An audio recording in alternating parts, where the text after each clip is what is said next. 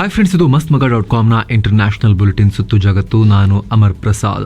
Middle East ನಲ್ಲಿ ಪ್ರತೀಕಾರದ ಕಿಚ್ಚು ಜೋರಾಗ್ತಾ ಇದೆ. ಇಸ್ರೇಲ್ ಎಲ್ಲಿ ತನ್ನ ಆಯಿಲ್ ಫೆಸಿಲಿಟಿಗಳ ಮೇಲೆ ದಾಳಿ ಮಾಡಿಬಿಡುತ್ತೋ ಅಂತ ಇರಾನ್ ಆತಂಕ ಪಡ್ತಿರೋ ನಡುವೆನೆ ಇಸ್ರೇಲ್ ದೊಡ್ಡ ಎಚ್ಚರಿಕೆಯನ್ನ ಜಾರಿ ಮಾಡಿದೆ ಇರಾನ್ಗೆ. ಖುದ್ದು ಇಸ್ರೇಲ್ನ ಪ್ರಧಾನಿಯಾಗಿರೋ ಬೆಂಜಮಿನ್ ನೆತನ್ಯಾಹು ಇರಾನ್ ಜನರನ್ನ ಉದ್ದೇಶಿಸಿ ಮಾತನಾಡಿ ಅತಿ ದೊಡ್ಡ ಎಚ್ಚರಿಕೆಯನ್ನು ರವಾನೆ ಮಾಡಿದ್ದಾರೆ. ಇಸ್ರೇಲ್ ಮೇಲೆ ಇರಾನ್ ಮತ್ತೆ ಪ್ರತಿದಾಳಿ ಅಂತ ಏನಾದರೂ ಬಂದರೆ ಸರಿ ಇರೋದಿಲ್ಲ, ಪರಿಣಾಮ ತೀರಾ ಕೆಟ್ಟದಾಗಿರುತ್ತೆ. ಇರಾನ್ನ ಆರ್ಥಿಕತೆಯನ್ನು ಪೂರ್ತಿ ಮುರಿದು ಹಾಕ್ತೀವಿ ಅಂತ ಹೇಳಿದ್ದಾರೆ. ಇರಾನ್ ಆರ್ಥಿಕತೆ ಕುಸಿದು ಹೋಗುತ್ತೆ, ಜಾಗ್ರತೆ ಅಂತ ಹೇಳಿದ್ದಾರೆ. ಅಲ್ಲದೆ ಅಕ್ಟೋಬರ್ನಲ್ಲಿ ದಾಳಿ ನಡೆದಾಗ ಇಸ್ರೇಲ್ಗೆ ಹೆಚ್ಚೇನು ಡ್ಯಾಮೇಜ್ ಆಗಿಲ್ಲ, ಆದರೆ ಇರಾನ್ಗೆ ಎಷ್ಟು ಡ್ಯಾಮೇಜ್ ಆಯಿತು? ಇಸ್ರೇಲ್ ಮೇಲೆ ದಾಳಿ ನಡೆಸೋಕೆ ಇರಾನ್ 19,000 ಕೋಟಿ ರೂಪಾಯಿಯನ್ನ ಲಾಸ್ ಮಾಡಿಕೊಳ್ತು. ಇದನ್ನ ಇರಾನ್ನ ಟ್ರಾನ್ಸ್ಪೋರ್ಟ್ ಬಜೆಟ್ನಲ್ಲಿ ಅಥವಾ ಶಿಕ್ಷಣದ ಬಜೆಟ್ನಲ್ಲಿ ಯೂಸ್ ಮಾಡಬಹುದಾಗಿತ್ತು. ಆದರೆ ನಿಮ್ಮ ಸುಪ್ರೀಂ ಲೀಡರ್ ಆ ರೀತಿ ಮಾಡಲಿಲ್ಲ. ನಿಮ್ಮ ಹಣವನ್ನ ಕೊಳ್ಳೆ ಹೊಡೆದಿದ್ದಾನೆ. ಇಡೀ ಜಗತ್ತೇ ನಿಮ್ಮ ವಿರುದ್ಧ ತಿರುಗು ಬೀಳೋ ಹಾಗೆ ಆಯತುಲ್ಲಾ ಅಲಿ ಖಾಮಿನೇಯಿ ಮಾಡಿದ್ದಾನೆ ಅಂತ ಬೆಂಜಮಿನ್ ನೆತನ್ಯಾಹು ನೇರವಾಗಿ ಖಾಮಿನೇಯಿಗಳ ಆಡಳಿತದ ವಿರುದ್ಧ ದಂಗೆ ಇಳಿ ಅಂತ ಇರಾನ್ ಜನತೆಗೆ ಕರೆ ಕೊಡೋ ಪ್ರಯತ್ನ ಮಾಡ್ತಿದ್ದಾರೆ. ಜೊತೆಗೆ ನೆಕ್ಸ್ಟ್ ಏನಾದರೂ ನಮ್ಮ ಸುದ್ದಿಗೆ ಬಂದರೆ ನಿಮ್ಮ ಆಯಿಲ್ ಫೆಸಿಲಿಟಿಗಳನ್ನ ದಾಳಿ ಮಾಡ್ತೀವಿ ಅನ್ನೋ ಹಿಂಟನ್ನು ನೇರವಾಗಿ ಇಲ್ಲಿ ನೆತನ್ಯಾಹು ಕೊಟ್ಟಿದ್ದಾರೆ. ನಿಮ್ಮ ಆರ್ಥಿಕತೆಯನ್ನು ಮುರಿದು ಹಾಕ್ತೀವಿ ಅಂತ ಹೇಳೋ ಮೂಲಕ. ಆರ್ಥಿಕತೆ ಅಂದ್ರೇನು? ಇರೋ ಅಲ್ಪ ಸ್ವಲ್ಪ ದುಡ್ಡು ಇರಾನಿಗೆ ಬರ್ತಿರೋದೇ ಆಯಿಲ್ ಮೂಲಕ, ಅದನ್ನ ಡಿಸ್ಟ್ರಾಯ್ ಮಾಡ್ತೀವಿ ಅಂತ ವಾರ್ನಿಂಗ್ ಕೊಟ್ಟಿದ್ದಾರೆ. ಲಾಸ್ಟ್ ಟೈಮ್ ಉದ್ದೇಶಪೂರ್ವಕವಾಗಿ ಹೊಡೆದಿರಲಿಲ್ಲ, ನೆಕ್ಸ್ಟ್ ಟೈಮ್ ಅಂದ್ರೆ ಅಲ್ಲಿ ಹೊಡೆಯೋದು ಗ್ಯಾರಂಟಿ ಅಂತ. ಇಸ್ರೇಲ್ ಗಾಜಾ ಹಾಗೂ ಲೆಬನಾನ್ನಲ್ಲಿ ನಡೆಸ್ತಿರೋ ದಾಳಿಗಳ ವಿಚಾರವಾಗಿ ಸೌದಿ ನೇತೃತ್ವದಲ್ಲಿ ಮುಸ್ಲಿಂ ರಾಷ್ಟ್ರಗಳ ಗುಂಪು ಮೀಟಿಂಗ್ ಮಾಡಿದೆ. ಈ ವೇಳೆ 2 ದೊಡ್ಡ ನಿರ್ಧಾರಗಳನ್ನು ಕೈಗೊಂಡಿದ್ದಾರಂತೆ ಇವರು. ವಿಶ್ವಸಂಸ್ಥೆಯಲ್ಲಿ ಇಸ್ರೇಲ್ನ ಮೆಂಬರ್ಶಿಪ್ ಅನ್ನ ಸ್ಥಗಿತಗೊಳಿಸುವಂತೆ ಈ ರಾಷ್ಟ್ರಗಳು ಒತ್ತಾಯ ಮಾಡಿವೆ. ಅಲ್ಲದೆ ಯುದ್ಧದ ವಿಚಾರವಾಗಿ ಇಸ್ರೇಲ್ಗೆ ಶಸ್ತ್ರಾಸ್ತ್ರಗಳನ್ನ ಹಾಗೂ ಮದ್ದುಗುಂಡುಗಳನ್ನ ಕೊಡ್ತಿರೋದನ್ನ ಎಲ್ಲ ರಾಷ್ಟ್ರಗಳು ನಿಲ್ಲಿಸಬೇಕು ಅಂತ ಕೂಡ ಇವರು ಕರೆ ಕೊಟ್ಟಿದ್ದಾರೆ. ಈ ಮೂಲಕ 2 ಪ್ರಮುಖ ನಿರ್ಣಯಗಳನ್ನು ಸೌದಿ ನೇತೃತ್ವದ ಮುಸ್ಲಿಂ ರಾಷ್ಟ್ರಗಳ ಗುಂಪು ಕೈಗೊಂಡಿದೆ. ಡ್ರೋನ್ಗಳನ್ನು ನಾಶಪಡಿಸೋ Chinese laser detected weapon system ಒಂದು ಇರಾನ್ನಲ್ಲಿ ಪತ್ತೆಯಾಗಿದೆ ಅಂತ ವರದಿಯಾಗಿದೆ. ಇಸ್ರೇಲ್ ಮೇಲೆ ಇರಾನ್ ಕಳೆದ ಅಕ್ಟೋಬರ್ 1ನೇ ತಾರೀಕು ಕ್ಷಿಪಣಿ ದಾಳಿಯನ್ನು ಮಾಡಿತ್ತು. ಅದಾದ 3 ದಿನಗಳ ನಂತರ ಇರಾನ್ನಲ್ಲಿ ಈ weapon system, Chinese made weapon system ಪತ್ತೆಯಾಗಿದೆ. ಅಂದರೆ ಇಸ್ರೇಲ್ ಮೇಲೆ ಇರಾನ್ ನಡೆಸಿದ ದಾಳಿ ವಿಚಾರವಾಗಿ ಅಕ್ಟೋಬರ್ 4ನೇ ತಾರೀಕು ಇರಾನ್ನ ಸುಪ್ರೀಂ ಲೀಡರ್ ಆಯತುಲ್ಲಾ ಅಲಿ ಖಾಮಿನೇಯಿ ತೆಹರಾನ್ನಲ್ಲಿರೋ ಇಮಾಮ್ ಖೊಮೇನಿಯ ಗ್ರ್ಯಾಂಡ್ ಮೊಜಲ್ಲಾ ಮಸೀದಿಯಲ್ಲಿ ಸಾವಿರಾರು ಜನರನ್ನ ಉದ್ದೇಶಿಸಿ ಒಂದು ಸ್ಪೀಚ್ ಕೊಟ್ಟರು, ಒಂದು ಸ್ಟೇಟ್ಮೆಂಟ್ ಕೊಟ್ಟರು, ಮಾತನಾಡಿದ್ರು. ಆ ವೇಳೆ ಮಸೀದಿ ಸುತ್ತಲೂ ಚೈನೀಸ್ ವೆಪನ್ ಸಿಸ್ಟಮ್ ಸೇರಿದ ಹಾಗೆ ಹಲವು ಲೇಯರ್ಗಳ ಡಿಫೆನ್ಸಿವ್ ಡಿವೈಸ್ಗಳನ್ನು ಭದ್ರತಾ ದೃಷ್ಟಿಯಿಂದ ಅಳವಡಿಸಲಾಗಿತ್ತು ಅನ್ನೋದು ಈಗ ರಿಪೋರ್ಟ್ ಆಗ್ತಾ ಇದೆ. ಆದರೆ ಈ ಬಗ್ಗೆ ಇರಾನ್ನಿಂದ ಯಾವುದೇ ಅಫಿಷಿಯಲ್ ಸ್ಟೇಟ್ಮೆಂಟ್ ಬಂದಿಲ್ಲ. ಆದರೆ ಅಲ್ಲಿದ್ದ ನಿಜವೇ ಆಗಿದ್ದಲ್ಲಿ ಇರಾನ್ ಮತ್ತು ಚೀನಾ ನಡುವೆ ಶಸ್ತ್ರಾಸ್ತ್ರಗಳ ಮಾರಾಟಕ್ಕೆ ಸಂಬಂಧಪಟ್ಟಂತೆ ಹಾಗೂ ಇರಾನ್ಗೆ ಬೇಕಾದ ಅತಿ ಮುಖ್ಯವಾದ ಭದ್ರತಾ ಉಪಕರಣಗಳನ್ನು ಕೊಡೋದಕ್ಕೆ ಸಂಬಂಧಪಟ್ಟಂತೆ ಸಂಬಂಧ ಚೆನ್ನಾಗಿ ಡೆವಲಪ್ ಆಗಿದೆ ಅನ್ನೋದು ಸ್ಪಷ್ಟವಾಗುತ್ತೆ ಅಷ್ಟೇ. ಉಗ್ರರಿಗೆ ಸಂಬಂಧಪಟ್ಟಂತೆ ಜಮ್ಮು ಕಾಶ್ಮೀರದಿಂದ ಸ್ಫೋಟಕ ವಿಚಾರವೊಂದು ಹೊರಬಿದ್ದಿದೆ. ಸದ್ಯ ಈ ಪ್ರದೇಶದಲ್ಲಿ ಒಟ್ಟು 119 ಉಗ್ರಗಾಮಿಗಳು ಆಕ್ಟಿವ್ ಇದ್ದಾರೆ ಅಂತ ಗುಪ್ತಚರ ಇಲಾಖೆ ಮೂಲಗಳಿಂದ ಮಾಹಿತಿ ಸಿಕ್ಕಿದೆ. ಎಷ್ಟು? 119 ಉಗ್ರಗಾಮಿಗಳು. ಅದರಲ್ಲೂ 18 ಜನ ಸ್ಥಳೀಯರ ನೇಮಕಾತಿ ಹಾಗೂ 61 ಜನ ವಿದೇಶಿಗರೊಂದಿಗೆ ಕೋಆರ್ಡಿನೇಷನ್. ವಿದೇಶಿಗರಂದ್ರೆ ಯಾರು? ಪಾಕಿಸ್ತಾನದವರು. ಅವರೊಂದಿಗೆ ಸಂಯೋಜನೆ ಮಾಡ್ತಾ ಇದ್ದಾರೆ. ಒಟ್ಟು 79 ಉಗ್ರರು ಉತ್ತರ ಪಿರ್ಪಂಜಲ್ ಶ್ರೇಣಿಯನ್ನು ಫೋಕಸ್ ಮಾಡಿದ್ದಾರೆ. ದಕ್ಷಿಣ ಪಿರ್ಪಂಜಲ್ನಲ್ಲಿ 40 ಉಗ್ರರು ಆಕ್ಟಿವ್ ಇದ್ದಾರೆ. ಅದರಲ್ಲಿ 34 ಜನ ವಿದೇಶಿಯರು, ಅಂದರೆ ಪಾಕಿಸ್ತಾನದವರು ಹೆಚ್ಚಿನವರು. ಈ ಉಗ್ರರು LOC ಗಡಿಯುದ್ದಕ್ಕೂ ತಮ್ಮ ಕಾರ್ಯಾಚರಣೆಯನ್ನು ಕಮ್ಮಿ ಮಾಡಿ ಜಮ್ಮು ಕಾಶ್ಮೀರದ ಒಳಗೆ ಹೆಚ್ಚು ಆಕ್ಟಿವ್ ಆಗ್ತಿದ್ದಾರೆ ಅಂತ ಇಂಟೆಲಿಜೆನ್ಸಿ ಮೂಲಗಳು ಹೇಳ್ತಾ ಇವೆ. ಅಲ್ಲದೆ ಜಮ್ಮು ಕಾಶ್ಮೀರದಲ್ಲಿ ಉಗ್ರ ಸಂಘಟನೆಗೆ ಸೇರಿಕೊಳ್ಳುವ ಸ್ಥಳೀಯರ ಸಂಖ್ಯೆ ಕೂಡ ಕುಸಿದು ಹೋಗಿದೆ. ಹೀಗಾಗಿ ಇದೊಂಥರ ಸೇನೆಗೆ ಪಾಸಿಟಿವ್ ಸಂಕೇತ ಅಂತ ಕನ್ಸಿಡರ್ ಮಾಡಲಾಗ್ತಿದೆ. ಆದರೆ ಪಕ್ಕದ ಪಾಕಿಸ್ತಾನದಲ್ಲಿ ಕಮ್ಮಿ ಶಿಕ್ಷಣ ಹೊಂದಿರೋ ನಿರುದ್ಯೋಗಿ ಯುವಕರನ್ನ ಬ್ರೈನ್ ವಾಶ್ ಮಾಡಿ ಉಗ್ರ ಸಂಘಟನೆಗೆ ಸೇರಿಸಿಕೊಂಡು ಭಾರತದಲ್ಲಿ ವಿಧ್ವಂಸಕ ಕೃತ್ಯಗಳಿಗೆ ಕಳಿಸ್ಕೊಡ್ಲಾಗ್ತಾ ಇದೆ. ಹೀಗಾಗಿ ಪಾಕ್ ಬಾರ್ಡರ್ನಲ್ಲಿ ಭಾರತದ ಸೇನೆ ಮತ್ತಷ್ಟು ಜಾಗೃತಿ ವಹಿಸಬೇಕಾಗಿದೆ ಅನ್ನೋದನ್ನು ಕೂಡ ಸೇನಾಧಿಕಾರಿಗಳು ಈಗ ಅರ್ಥಕೊಳ್ತಿದ್ದಾರೆ. ಅಂದಹಾಗೆ ಈ ವರ್ಷ ಜಮ್ಮು ಕಾಶ್ಮೀರದಲ್ಲಿ ಒಟ್ಟು 25 ಉಗ್ರ ಕೃತ್ಯಗಳು ನಡೆದಿವೆ. ಇದರಲ್ಲಿ ಯೋಧರು ಸೇರಿದ ಹಾಗೆ 24 ಅಧಿಕಾರಿಗಳು ಹುತಾತ್ಮರಾಗಿದ್ದಾರೆ. ಆದರೆ ಕಳೆದ ವರ್ಷ ಉಗ್ರ ದಾಳಿಗಳಲ್ಲಿ ಹುತಾತ್ಮರಾದವರ ಸಂಖ್ಯೆ 27 ಇತ್ತು. ಈ ವರ್ಷ ಇಲ್ಲಿವರೆಗೆ 61 ಉಗ್ರಗಾಮಿಗಳನ್ನ ಸೇನೆ ಹೊಡೆದು ಹಾಕಿದೆ. ಅದರಲ್ಲಿ ಜಮ್ಮು ಕಾಶ್ಮೀರದ ಒಳಗಿನ 45 ಹಾಗೂ LOC ಪ್ರದೇಶದಲ್ಲಿ 16 ಉಗ್ರಗಾಮಿಗಳನ್ನ ಸೇನೆ ಹೊಸಕ್ಕೆ ಹಾಕಿದೆ. ಅದರಲ್ಲಿ 21 ಮಂದಿ ಪಾಕಿಸ್ತಾನಿಯರು ಅಂತ ಗೊತ್ತಾಗಿದೆ. ಹೀಗಾಗಿ ಪಾಕ್ನಿಂದ ಬಂದು ಕಾಶ್ಮೀರದಲ್ಲಿ ತಮ್ಮ ಕೈಚಳಕ ತೋರಿಸೋಕೆ ಉಗ್ರರು ನಿರಂತರವಾಗಿ ಅವ್ರನ್ನ ಹತ್ತಿಕ್ಕದಷ್ಟು ನಿರಂತರವಾಗಿ ಮತ್ತೆ ಮತ್ತೆ ಪ್ರಯತ್ನ ಮಾಡ್ತಿರೋದು ಗೊತ್ತಾಗ್ತಿದೆ. ಆದರೆ ಉಗ್ರವಾದ ಮಟ್ಟ ಹಾಕೋ ವಿಚಾರದಲ್ಲಿ ಸೇನೆ ಪ್ರೋಗ್ರೆಸ್ ಅನ್ನಂತೂ ಕಾಣ್ತಿದೆ. ಜೊತೆಗೆ ಜಮ್ಮು ಕಾಶ್ಮೀರದ ಒಳಗೂ ಕೂಡ ಹೆಚ್ಚಾಗ್ತಿರೋ ಉಗ್ರವಾದವನ್ನು ಹತ್ತಿಕ್ಕೋಕೆ ಸೇನೆ ನಿರಂತರವಾಗಿ ತನ್ನ ಕಾರ್ಯಾಚರಣೆಯನ್ನು ನಡೆಸ್ತಾನೆ ಇದೆ. ಅಮೆರಿಕದಲ್ಲಿ ತಮ್ಮ ಸರ್ಕಾರ ಅಧಿಕಾರಕ್ಕೆ ಬರ್ತಿದ್ದ ಹಾಗೆ ಡೊನಾಲ್ಡ್ ಟ್ರಂಪ್ ದೊಡ್ಡ ಜವಾಬ್ದಾರಿಯೊಂದರ ಬಗ್ಗೆ ಮಾಹಿತಿ ಕೊಟ್ಟಿದ್ದಾರೆ. ತಮ್ಮ ಮುಂದಿನ ಅಮೆರಿಕ ಆಡಳಿತದಲ್ಲಿ ಡಿಪಾರ್ಟ್ಮೆಂಟ್ ಆಫ್ ಎಫಿಷಿಯನ್ಸಿ ಅಂದ್ರೆ ಸರ್ಕಾರದ ದಕ್ಷತೆಯ ಇಲಾಖೆಯನ್ನ ಎಲಾನ್ ಮಸ್ಕ್ ಹಾಗೂ ವಿವೇಕ್ ರಾಮಸ್ವಾಮಿ ಮುನ್ನಡೆಸ್ತಾರೆ ಅಂತ ಟ್ರಂಪ್ ಘೋಷಿಸಿದ್ದಾರೆ. ಗಮನಿಸಬೇಕಾದ ಅಂಶ ಅಂದ್ರೆ ಈ ಜವಾಬ್ದಾರಿಯನ್ನ ಘೋಷಿಸುವ ವೇಳೆ ಎಲಾನ್ ಮಸ್ಕ್ ರನ್ನ ಗ್ರೇಟ್ ಎಲಾನ್ ಮಸ್ಕ್ ಅಂತ ಹಾಗೂ ವಿವೇಕ್ ರಾಮಸ್ವಾಮಿ ಅವರನ್ನ ಅಮೆರಿಕದ ರಾಷ್ಟ್ರಭಕ್ತ ಅಂತಲೂ ಡೊನಾಲ್ಡ್ ಟ್ರಂಪ್ ಸಂಬೋಧನೆ ಮಾಡಿದ್ದಾರೆ. ಹೀಗಾಗಿ ಟ್ರಂಪ್ ಇವರಿಬ್ಬರಿಗೆ ಸಿಕ್ಕಾಪಟ್ಟೆ ಮನ್ನಣೆ ಕೊಡ್ತಿರೋದು ಅತ್ಯಂತ ಸ್ಪಷ್ಟವಾಗಿ ಕಾಣಿಸ್ತಾ ಇದೆ. ಟ್ರಂಪ್ 2.1ನಲ್ಲಿ ಮಹತ್ವದ ಪಾತ್ರವನ್ನು ಇವರಿಬ್ಬರು ಕೂಡ ನಿಭಾಯಿಸ್ತಾರೆ ಅನ್ನೋದು. ಈ ಬಗ್ಗೆ ನಾವು ವಿಶೇಷ ವರದಿಯೊಂದನ್ನು ವೆರಿ ಸೂನ್ ನಿಮ್ಮ ಮುಂದೆ ತರ್ತಾ ಇದ್ದೀವಿ. ಅದರಲ್ಲಿ ಡೀಟೇಲ್ ಆಗಿದ್ರ ಬಗ್ಗೆ ಮಾಹಿತಿಯನ್ನು ಕೊಡ್ತೀವಿ. ಚೀನಾ ಇದೀಗ ಅಮೆರಿಕಗೆ ಟಕ್ಕರ್ ಕೊಡೋಕೆ ಮುಂದಾಗಿದೆ. ತನ್ನ ರಕ್ಷಣಾ ಸಾಮರ್ಥ್ಯವನ್ನು ಹೆಚ್ಚಿಸುವ ಕಡೆ ಗಮನ ಹರಿಸ್ತಾ ಇದೆ. ಇದೀಗ J-35 ಸ್ಟೆಲ್ತ್ ಫೈಟರ್ ಜೆಟ್ ಅನ್ನ ಚೀನಾ ಅನಾವರಣಗೊಳಿಸಿದೆ. ಇದು ಚೀನಾದ 5ನೇ ತಲೆಮಾರಿನ 2ನೇ ಸ್ಟೆಲ್ತ್ ಫೈಟರ್ ಜೆಟ್. ಈ ಮೂಲಕ ಅಮೆರಿಕದ ನಂತರ ಒಂದಕ್ಕಿಂತ ಹೆಚ್ಚು 5ನೇ ತಲೆಮಾರಿನ ಫೈಟರ್ ಜೆಟ್ ಸರಣಿಯನ್ನು ಹೊಂದಿರೋ ದೇಶ ಚೀನಾ ಆಗಿದೆ.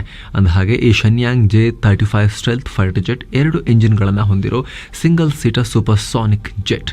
ಇದನ್ನ ನಾನಾ ರೀತಿಯ ಮಿಷನ್ಗಳಿಗಾಗಿ ಡೆವಲಪ್ ಮಾಡಲಾಗಿದೆ. Multi role combat aircraft ಇದು. ಇದನ್ನ ಚೀನಾ ಈಗ ಜುಹಾಯಿ ಏರ್ ಶೋನಲ್ಲಿ ಅನಾವರಣಗೊಳಿಸಿದೆ. ಅಂದಹಾಗೆ ತನ್ನ ಮೊದಲ 5th generation fighter jet J-20 ನಂತರ ಚೀನಾ ಈ J-35 ಅನ್ನ ಜಗತ್ತಿನ ಮುಂದಿಟ್ಟಿದೆ. ಹೋಲಿಕೆಯಲ್ಲಿ ಇದು ಆಲ್ಮೋಸ್ಟ್ ಅಮೆರಿಕದ ಲಾಕ್ಹೀಡ್ ಮಾರ್ಟಿನ್ F-35 ಜೆಟ್ ತರ ಇದೆ. ಒಂದೇ ಒಂದು ವ್ಯತ್ಯಾಸ ಅಂದರೆ ಚೀನಾ ಫೈಟರ್ ಜೆಟ್ನಲ್ಲಿ 2 ಎಂಜಿನ್ಗಳಿವೆ, ಆದರೆ ಅಮೆರಿಕದ ಫೈಟರ್ ಜೆಟ್ನಲ್ಲಿ ಒಂದೇ ಎಂಜಿನ್ ಇರೋದು. ಹಾಗಂತ ಇದೊಂದೇ ಅಲ್ಲ ಚೀನಾ ಜೆಟ್ ಡಿಸೈನ್ಗಳನ್ನು ಕಾಪಿ ಮಾಡಿರೋದು. ಹಲವಾರು ಬಾರಿ ಚೀನಾ ಅಮೆರಿಕದ ಕಾಪಿ ಹೊಡೆದಿದೆ. ಚೀನಾದ J-20 ಮತ್ತು ಅಮೆರಿಕದ F-22 ರ್ಯಾಪ್ಟರ್ ಏರ್ಕ್ರಾಫ್ಟ್ಗಳು ಹೆಚ್ಚು ಕಮ್ಮಿ ನೋಡೋಕೆ ಒಂದೇ ರೀತಿ ಇವೆ. ಚೆಂಗ್ಡು J-10 ಏರ್ಕ್ರಾಫ್ಟ್ ಕೂಡ ಹಾಗೇನೆ. ಅಮೆರಿಕದ F-16 ಫೈಟರ್ ಜೆಟ್ಗೆ ಟಕ್ಕರ್ ಕೊಡೋಕೆ ಅಂತ ಅದನ್ನು ಕಾಪಿ ಮಾಡ್ಕೊಂಡು ಮಾಡಲಾಗಿತ್ತು. ಸಣ್ಣ ಪುಟ್ಟ ಡಿಫರೆನ್ಸ್ ಅಷ್ಟೇ. ಈಗ ಚೀನಾ ಅಂತಹದ್ದೇ ಕೆಲಸವನ್ನು ಇನ್ನೊಂದ್ಸಲಿ ಮಾಡಿದೆ. ಅಮೆರಿಕದ F-35 ಫೈಟರ್ ಜೆಟ್ ಅನ್ನು ಕಾಪಿ ಪೇಸ್ಟ್ ಮಾಡಿ J-35 ಅಂತ ಹೇಳಿ ಈಗ ಅದನ್ನ ಜಗತ್ತಿನ ಮುಂದೆ ತರ್ತಾ ಇದೆ, ಸಣ್ಣ ಪುಟ್ಟ ಚೇಂಜಸ್ ಮಾಡಿಕೊಂಡು. ಏನೋ ಕಡೆ ಡ್ರ್ಯಾಗನ್ ಚೀನಾ ತನ್ನ ನೌಕಾ ಸಾಮರ್ಥ್ಯದ ವೃದ್ಧಿಗಾಗಿ ತೆರೆಮರೆಯಲ್ಲಿ ಕಸರತ್ತು ನಡೆಸುತ್ತಿರುವುದು ವರದಿಯಾಗಿದೆ. ಚೈನಾ ಇದೀಗ ಸೈಲೆಂಟ್ ಆಗಿ ನ್ಯೂಕ್ಲಿಯರ್ ರಿಯಾಕ್ಟರ್ ಮಾಡೆಲ್ ಅನ್ನು ನಿರ್ಮಾಣ ಮಾಡಿದೆ, ಅದು ಕೂಡ ಏರ್ಕ್ರಾಫ್ಟ್ ಕ್ಯಾರಿಯರ್ಗೆ ಸೂಟ್ ಆಗೋ ರೀತಿಯಲ್ಲಿ. ಹೀಗಂತ ಇದರ ಸ್ಯಾಟಲೈಟ್ ಇಮೇಜಸ್ ಮತ್ತು ಚೀನಿ ಸರ್ಕಾರದ ದಾಖಲೆಗಳನ್ನು ಪರಿಶೀಲಿಸಿ ಅಮೆರಿಕದ ಮಿಡಲ್ಬರಿ ಇನ್ಸ್ಟಿಟ್ಯೂಟ್ ಆಫ್ ಇಂಟರ್ನ್ಯಾಷನಲ್ ಸ್ಟಡೀಸ್ ಒಂದು ರಿಪೋರ್ಟ್ ಅನ್ನು ಪಬ್ಲಿಷ್ ಮಾಡಿದೆ.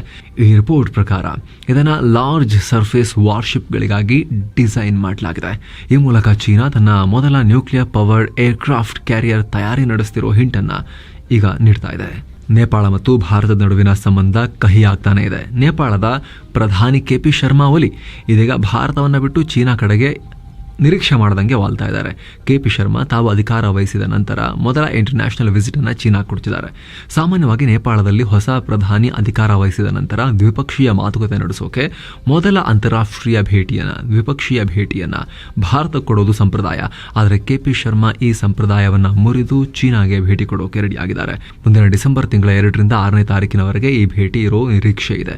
ಈ ಮೂಲಕ ಅಧಿಕಾರಕ್ಕೆ ಬಂದ ನಂತರ ತಮ್ಮ ಮೊದಲ ಭೇಟಿಯನ್ನ ಭಾರತಕ್ಕೆ ಕೊಡದ ಮೊದಲ ನೇಪಾಳದ ಪ್ರಧಾನಿ ಅಂತ ಕೂಡ KP ಶರ್ಮಾ ಕರೆಸಿಕೊಳ್ತಾ ಇದ್ದಾರೆ.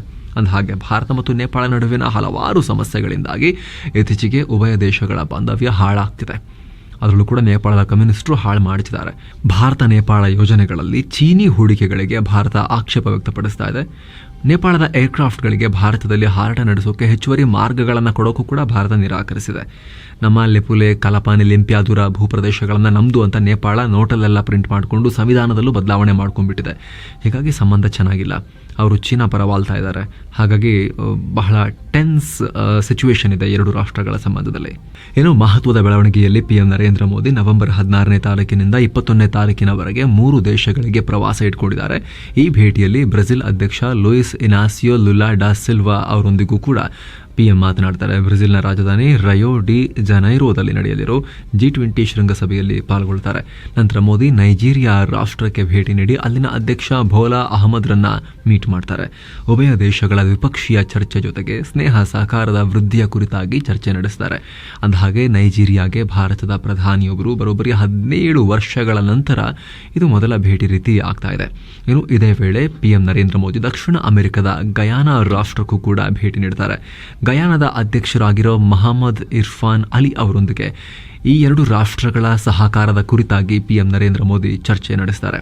ಅಷ್ಟು ಮಾತ್ರ ಅಲ್ಲ, ಇದ್ರ ಜೊತೆಗೇನೆ ಗಯಾನದ ಜಾರ್ಜ್ ಟೌನ್ನಲ್ಲಿ ನಡೆಯಲಿರೋ 2nd ಕ್ಯಾರಿಕೋಮ್ ಇಂಡಿಯಾ ಸಮಿಟ್ನಲ್ಲೂ ಕೂಡ PM ಭಾಗವಹಿಸಿ ಮಾತನಾಡ್ತಾರೆ. ಈ ರಾಷ್ಟ್ರಕ್ಕೂ 1968 ನಂತರ ಭಾರತದ ಪ್ರಧಾನಿಯೊಬ್ಬರ ಮೊದಲ ಭೇಟಿ ಇದಾಗುತ್ತೆ ಅಂತ ಹೇಳಿ ಭಾರತದ ವಿದೇಶಾಂಗ ಇಲಾಖೆ ಮಾಹಿತಿಯನ್ನು ಕೊಟ್ಟಿದೆ. ಟಿಪ್ಪು ಸುಲ್ತಾನ್ಗೆ ಸೇರಿದ ಖಡ್ಗವೊಂದನ್ನು ಲಂಡನ್ನ ಬೊನ್ಹ್ಯಾಮ್ಸ್ ಆಕ್ಷನ್ ಹೌಸ್ನಲ್ಲಿ ಹರಾಜು ಹಾಕಲಾಗಿದೆ. 3.4 ಕೋಟಿ ರೂಪಾಯಿಗೆ ಹರಾಜಾಗಿದೆ. ಇದು ಶ್ರೀರಂಗಪಟ್ಟಣದಲ್ಲಿ ಬ್ರಿಟಿಷರೊಂದಿಗಿನ ಕದನದಲ್ಲಿ ಟಿಪ್ಪು ಬಳಸಿದ್ದ ಖಡ್ಗ ಅಂತ ಹೇಳಲಾಗ್ತಿದೆ. ಇದು ಒಂದು ಸ್ಟೀಲ್ ತಲವಾರ್ ಆಗಿದ್ದು ಬೂಬ್ರಿ ಅಂದರೆ ಟೈಗರ್ ಸ್ಟ್ರಿಪ್ ಡೆಕೋರೇಷನ್ ಹೊಂದಿದೆ ಮತ್ತು ಅರೇಬಿಕ್ ಭಾಷೆಯಲ್ಲಿ ಹಾ ಅಂತ ಚಿನ್ನದಿಂದ ಕೆತ್ತಲಾಗಿದೆ. ಇದು ಟಿಪ್ಪು ಅವರ ತಂದೆ ಹೈದರ್ ಅಲಿ ಹೆಸರಿನ ಉಲ್ಲೇಖ. ಕ್ಯಾಪ್ಟನ್ ಜೇಮ್ಸ್ ಆಂಡ್ರ್ಯೂ ದಿಕ್ ಅವರಿಗೆ ಶ್ರೀರಂಗಪಟ್ಟಣದಲ್ಲಿ ಅವರ ಸೇವೆಗಾಗಿ ಈ ಖಡ್ಗವನ್ನು ಉಡುಗೊರೆಯಾಗಿ ಕೊಡಲಾಗಿತ್ತು, ಇಲ್ಲಿಂದ ಲೂಟಿ ಮಾಡಿರೋದನ್ನು. ಜೂನ್ 2024 ಅವರ ಕುಟುಂಬದ ಹತ್ತಿರನೇ ಈ ಖಡ್ಗ ಇತ್ತು. ಪಕ್ಕದ ಪಾಕಿಸ್ತಾನದಲ್ಲಿ ಹೆಚ್ಚಾಗ್ತಿರೋ ತನ್ನ ಪ್ರಜೆಗಳ ಮೇಲಿನ ದಾಳಿ ವಿಚಾರವಾಗಿ ಚೀನಾ ಪಾಕಿಸ್ತಾನಕ್ಕೆ ಮನವಿಯೊಂದನ್ನು ಮಾಡಿದೆ. ಪಾಕ್ನಲ್ಲಿ ಕೆಲಸ ಮಾಡ್ತಿರೋ ಸಾವಿರಾರು ಚೀನಾ ಪ್ರಜೆಗಳಿಗಾಗಿ ಭದ್ರತೆ ಕೊಡೋಕೆ ಖುದ್ದು ತಮ್ಮದೇ ಆದ ಭದ್ರತಾ ಸಿಬ್ಬಂದಿಯನ್ನು ನಿಯೋಜಿಸೋಕೆ ಅನುಮತಿ ಕೊಡಿ ಅಂತ ಚೀನಾ ಪಾಕಿಸ್ತಾನಕ್ಕೆ ಆಗ್ರಹ ಮಾಡಿದೆ.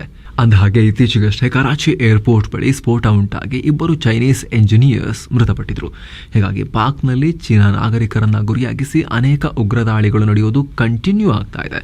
ಇದರಿಂದ ಪಾಕ್ ಮೇಲೆ ಚೀನಾ ಕೂಡ ಗರಂ ಆಗಿ ನಮ್ಮ ನಾಗರಿಕರ ರಕ್ಷಣೆಗೆ ಸೂಕ್ತ ಕ್ರಮ ತಗೊಳ್ಳಿ ಅಂತ ಪಾಕಿಸ್ತಾನಕ್ಕೆ ಎಚ್ಚರಿಕೆಯನ್ನು ಕೊಟ್ಟಿತ್ತು. ಆದರೆ ಈಗ ನಿಮ್ಮ ದೇಶದಲ್ಲಿರೋ ನಮ್ಮ ನಾಗರಿಕರಿಗೆ ನಾವೇ ಸೆಕ್ಯೂರಿಟಿ ಕೊಡ್ತೀವಿ ಅಂತ ಪಾಕ್ಗೆ ಅವರು ಪ್ರೆಷರ್ ಮಾಡ್ತಿದ್ದಾರೆ. ಅಂದರೆ ಚೀನಾ ಸೇನೆಯನ್ನು ಪಾಕಿಸ್ತಾನಕ್ಕೆ ಒಳಗಡೆ ಕಳಿಸಿ ನಮ್ಮ ಸೆಕ್ಯೂರಿಟಿ ನಾವು ನೋಡ್ಕೋತೀವಿ, ನಿಮ್ಮ ಕೈಲಿ ಆಗಲ್ಲ ಅಂತ ಚೀನಾ ಹೇಳ್ತಾ ಇದೆ. ಚೀನಾದಲ್ಲಿ ಸ್ಪೋರ್ಟ್ಸ್ ಸೆಂಟರ್ ಒಂದಕ್ಕೆ ವ್ಯಕ್ತಿಯೊಬ್ಬ ಕಾರ್ ನುಗ್ಗಿಸಿ 31 ಮಂದಿಯನ್ನು ಹತ್ಯೆ ಮಾಡಿದ. ಇದೀಗ ಈತ ಯಾಕೆ ಈ ರೀತಿ ಮಾಡಿದ್ದಾನೆ ಅನ್ನೋದನ್ನು ಚೀನಾ ಪೊಲೀಸರು ರಿವೀಲ್ ಮಾಡಿದ್ದಾರೆ. ತನ್ನ ವೈಯಕ್ತಿಕ ಕಾರಣಗಳಿಂದ ವ್ಯಕ್ತಿ ಈ ರೀತಿ ವರ್ತಿಸಿದ್ದಾನೆ. ವಿಚ್ಛೇದನ ಮತ್ತು ಆಸ್ತಿ ಡಿವೈಡ್ ವಿಚಾರಕ್ಕೆ ಸಂಬಂಧಪಟ್ಟಂತೆ ಫ್ರಸ್ಟ್ರೇಟ್ ಆಗಿದ್ದ, ಸ್ಟ್ರೆಸ್ಗೊಳಗಾಗಿದ್ದ ಈ ವ್ಯಕ್ತಿ ಮಾನಸಿಕ ವಿಕೃತಿಗೆ ಒಳಗಾಗಿ ಸ್ಪೋರ್ಟ್ಸ್ ಸೆಂಟರ್ ಒಳಗೆ ಏಕಾಏಕಿ ಕಾರ್ ನುಗ್ಗಿಸಿ ಅಮಾಯಕರನ್ನ ಬಲಿಪಡೆದ್ಬಿಟ್ಟಿದ್ದಾನೆ ಅಂತ ಪೊಲೀಸ್ ತನಿಖೆ ವೇಳೆ ವಿಚಾರ ಹೊರಬಿದ್ದಿದೆ. ಹೈಟಿ ಅಂತಾರಾಷ್ಟ್ರೀಯ ವಿಮಾನ ನಿಲ್ದಾಣದ ಮೇಲೆ ನಡೆದ ರೆಬೆಲ್ ಗುಂಪುಗಳ ಗುಂಡಿನ ದಾಳಿಯಿಂದ ಅಮೆರಿಕ ಅಲರ್ಟ್ ಆಗಿದೆ. ಮುಂದಿನ 30 ದಿನಗಳ ಕಾಲ ಹೈಟಿಗೆ ತನ್ನ ಏರ್ಲೈನ್ ಹಾರಾಟವನ್ನ ಅಮೆರಿಕ ಬ್ಯಾನ್ ಮಾಡಿದೆ. ಅತ ವಿಶ್ವಸಂಸ್ಥೆ ಕೂಡ ಅಲರ್ಟ್ ಆಗಿದ್ದು ಹೈಟಿಗೆ ಕಳಿಸಲಾಗ್ತಾ ಇದ್ದ ಮಾನವೀಯ ನೆರವನ್ನ ಹೊತ್ತೊಯ್ಯೋ ಫ್ಲೈಟ್ಗಳನ್ನ ಸ್ಟಾಪ್ ಮಾಡಲಾಗಿದೆ. ಅಂದಹಾಗೆ ಸೋಮವಾರ ನಡೆದ ದಾಳಿ ವೇಳೆ ಹೈಟಿ ರಾಜಧಾನಿ ಪೋರ್ಟ್ ಆವ್ ಪ್ರಿನ್ಸ್ ನಲ್ಲಿ ವಿಮಾನವೊಂದು ಲ್ಯಾಂಡ್ ಆಗೋಕೆ 100 ಅಡಿ ಎತ್ತರದಲ್ಲಿದ್ದಾಗ ಅದ್ರ ಮೇಲೆ ಅಟ್ಯಾಕ್ ಮಾಡಲಾಗಿತ್ತು. ಅದರಿಂದ ಫ್ಲೈಟ್ ಅಟೆಂಡೆಂಟ್ಗೆ ಗಾಯಗಳು ಕೂಡ ಆಗಿದ್ವು. ಆಮೇಲೆ ಲ್ಯಾಂಡ್ ಆಗ್ಲಿಕ್ಕೆ ಬಿಟ್ಟಿರಲಿಲ್ಲ. ವಾಪಸ್ ಟೇಕ್ ಆಫ್ ಮಾಡಿ ಡೊಮಿನಿಕ್ ರಿಪಬ್ಲಿಕ್ನಲ್ಲಿ ಹೋಗಿ ಲ್ಯಾಂಡ್ ಮಾಡಬೇಕಾಗಿತ್ತು. ಇದರ ಬೆನ್ನಲ್ಲೇ ಈ ಬೆಳವಣಿಗೆ ಆಗಿದೆ. ಇನ್ನು ಭಾರತ ಇಂಡೋನೇಷ್ಯಾ ಜಂಟಿ ಸಹಭಾಗಿತ್ವದಲ್ಲಿ ನಡೆದ 9ನೇ ಆವೃತ್ತಿಯ ಜಂಟಿ ವಿಶೇಷ ಪಡೆಗಳ ಗರುಡ ಶಕ್ತಿ ಸೇನಾಭ್ಯಾಸಕ್ಕೆ ಮಂಗಳವಾರ ತೆರೆಬಿದ್ದಿದೆ. ಈ ಸಮಾರೋಪ ಸಮಾರಂಭದಲ್ಲಿ ಭಾರತದ ಇಂಡೋನೇಷ್ಯಾ ರಾಯಭಾರಿ ಕ್ಯಾಪ್ಟನ್ ಸಂದೀಪ್ ಚಕ್ರವರ್ತಿ ಹಾಗೂ ಕ್ಯಾಪ್ಟನ್ ಶಿವಕುಮಾರ್ ಭಾಗವಹಿಸಿದರು.